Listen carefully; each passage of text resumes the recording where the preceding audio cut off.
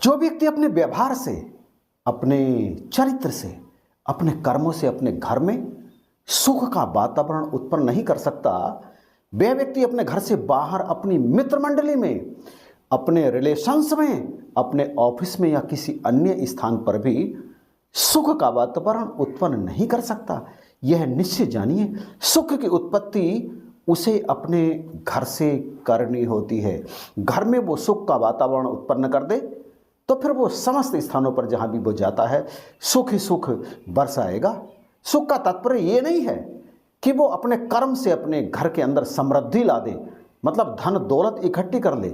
सुख के तमाम साधनों को वो अपने घर में पनाह दे दे, लेकर के आए। सुख का अर्थ ये बिल्कुल भी नहीं होता।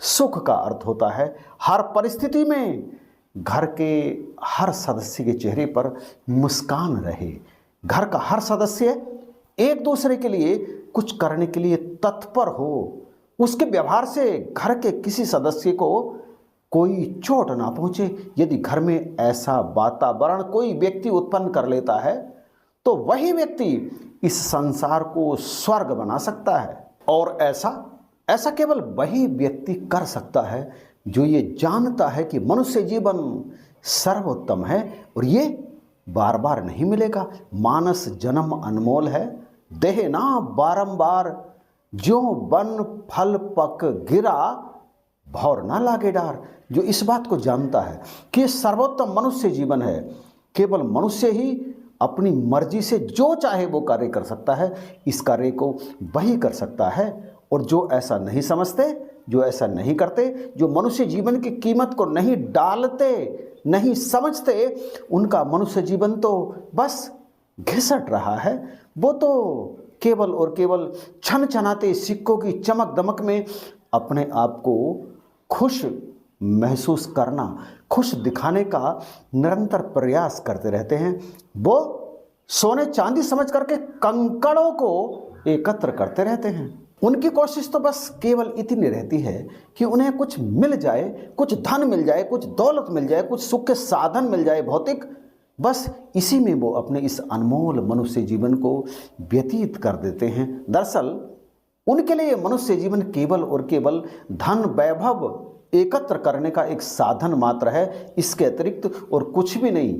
उनकी स्थिति ठीक उस भिखारी की तरह से है जो रेलवे स्टेशन के किनारे खड़ा हुआ भिक्षा मांग रहा था। उसके हाथ में एक पुराना सा जंग लगा सा मैल चढ़ा सा कटोरा था और वो हर आने जाने वाले के सामने कटोरे को यूं करके हिला देता था, यूं करके हिला देता था। और उस कटोरे में कुछ सिक्के पड़े होते थे जो खन खन की आवाज़ करते थे और आने जाने वाले उसको देखकर उस पर दया करके उसमें 1 रुपया 2 रुपये आदि के सिक्के डाल दिया करते थे। और वो बड़े मज़े से, बड़े आराम से उन सिक्कों को देख करके खुश होता था, इसी में संतुष्ट होता रहता था और फिर यही उसका रोज का काम था। एक दिन एक व्यक्ति उस भिखारी के सामने से गुजरा और अचानक उसकी नज़र उस कटोरे पर पड़ी जो मैला कुचैला था।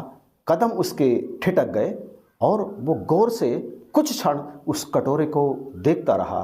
भिखारी की नज़र भी उस व्यक्ति पर पड़ गई। उस व्यक्ति ने अपनी जेब से कुछ 100 के नोट निकाले और उन्हें गिनने लगा। उसे ऐसा करते देखकर भिखारी की आंखों में लालच आ गया। भिखारी सोचने लगा, काश इनमें से एक आध नोट वो मुझे दे दे। फिर वो ये देखकर चौंक पड़ा कि उस व्यक्ति ने वो जो नोट थे अपनी जेब में रखे और कुछ और नोट बाहर खींचे। अब उन नोटों की संख्या उससे लगभग दुगनी थी, यानी वो लगभग 10-15 के आसपास नोट थे, कुल मिलाकर 1000 या 1500। उस व्यक्ति ने अपने हाथ में पकड़े उन नोटों को गिनते हुए कहा कि यदि ये नोट मैं तुम्हें दे दूं, 1500 रुपये हैं ये, तो क्या तुम बदले में ये कटोरा मुझे दे दोगे? अब उस भिखारी की आंखों में लालच आ गया। वो सोचने लगा, यदि इतने सारे पैसे मिल जाएंगे तो मेरे तो कई दिन बड़े आराम से कटेंगे। इधर उस व्यक्ति ने सोचा कि शायद इसे पैसे कम लग रहे होंगे। उसने जेब से कुछ और नोट निकाले और 4000 रुपये उसकी तरफ करके बोला, यदि मैं 4000 दे दूं तो क्या तुम ये कटोरा मुझे दे दोगे? अब उस भिखारी ने झपट्टा मारने के ऐसे अंदाज में सामने वाले व्यक्ति से वो सारे के सारे पैसे ले लिए और बदले में उसे कटोरा दे दिया। फिर वह भिखारी तेज तेज कदमों से एक ओर बढ़कर भीड़ में गुम हो गया। उसे ये डर था कि कहीं ये व्यक्ति अपने पैसे वापस ना मांगने लगे, परंतु इधर वो व्यक्ति जिसने कटोरा लिया था उसने अपने बैग की चैन खोली, कटोरा उसके अंदर रखा, चैन बंद की और फिर तेज तेज कदमों से स्टेशन की तरफ बढ़ गया जहां उसे ट्रेन में सवार होना था। वो ट्रेन में चढ़ा और बड़े आराम से अपनी सीट पर बैठकर उसने जिप खोली, कटोरे को हिला करके देखा, अंदर ही अंदर काफ़ी भारी था। वो व्यक्ति कोई साधारण व्यक्ति नहीं था, वो तो एक जौहरी था जो वास्तविकता जानता था। दरअसल वो कटोरा सोने का था। भिखारी को इस बात का जरा भी अंदाज़ा नहीं था कि उसके पास एक सोने का कटोरा है, लेकिन उसकी कीमत वो जौहरी जानता था जिसने वो 4000 में खरीदा था लाखों का कटोरा। इधर भीड़ में गुम हुआ वह भिखारी जल्दी जल्दी स्टेशन से बाहर निकलने का प्रयास कर रहा था, ये सोचकर कि कहीं वो अपने पैसे लेने वापस ना आ जाए। वो सोच रहा था कितना मूर्ख व्यक्ति है, एक पुराने मैले कुचले कटोरे के 4000 रुपये दे गया। मेरा क्या है, मैं तो 100-200 रुपये में और दूसरा कटोरा लेकर के भीख मांगने लगूंगा। उसे हकीकत का पता ही नहीं था। और इधर वो जौहरी उस ट्रेन में बैठा सोच रहा था, ट्रेन जल्दी क्यों नहीं चल रही है, कहीं वो आकर के अपना कटोरा मुझसे मांगने ना लगे।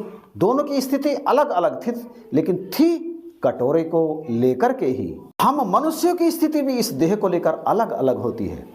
कुछ की स्थिति तो केवल यह ही होती है कि जीवन का अर्थ है मौज उड़ाना, शराब पियो, नशे करो, आनंद लो, जब तक जीवन मिला है खाओ पियो मौज लो, क्योंकि जीवन दोबारा नहीं मिलेगा।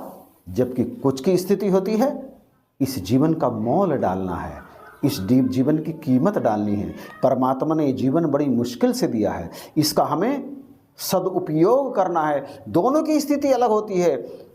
बात कटोरे की ही है। कटोरे को लेकर भिखारी की सोच कुछ अलग है और कटोरे को लेकर उस सुनार की, उस जौहरी की सोच कुछ अलग है। इस देह को लेकर कामी, क्रोधी, लालची की सोच कुछ अलग होती है और सहनशील की, सत्कारी की, सदाचारी की सोच कुछ और होती है। परंतु दोनों मनुष्य शरीर ही लेकर के पैदा होते हैं। फर्क कहाँ है? फर्क है पारिवारिक संस्कारों में। जिन्हें अच्छे संस्कार मिले होते हैं, जिनके घर का वातावरण धार्मिक होता है, उस घर के बच्चे सकारात्मक सोच लेकर के जीते हैं और इस जीवन की कीमत डालते हैं। परंतु जिनके घर में बचपन से ही उनके तरह तरह के गंदे व्यसनों का उपयोग किया जाता है, लड़ाई झगड़ा दिन रात घर में लगा रहता है, उस घर के बच्चों की सोच सदा ही विध्वंसकारी होती है और वो बड़े होकर भी विध्वंस ही करते हैं। उनको पता ही नहीं होता कि मनुष्य जीवन कितना कीमती है, ये दोबारा नहीं मिलता।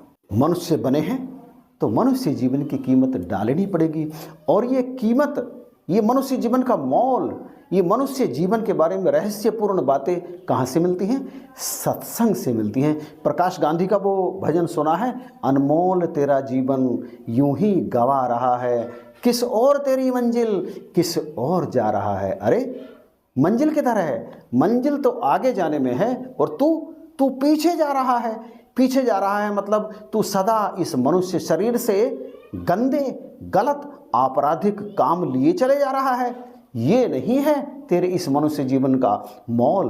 तेरे मनुष्य जीवन का मोल तो आगे बढ़ना है, सदाचार से जीना है, सहनशीलता से जीना है, इस संसार में खुशियाँ बांटनी है। और इस खुशियाँ बांटने की पाठशाला कौन सी है? तेरा अपना परिवार। सबसे पहले अपने परिवार में सुख का वातावरण उत्पन्न करो, सबसे पहले अपने परिवार में शांति स्थापित करो। इसके बाद आप संसार में निकलेंगे तो वहाँ भी भले ही अशांति हो, लेकिन आप शांति का अनुभव करेंगे। इन्हीं शब्दों के साथ मैं वीडियो समाप्त करना चाहूँगा। अगर अच्छा लगा है तो कमेंट करके बताइएगा ज़रूर। इन्हीं शब्दों के साथ वीडियो देखने के लिए आपका धन्यवाद।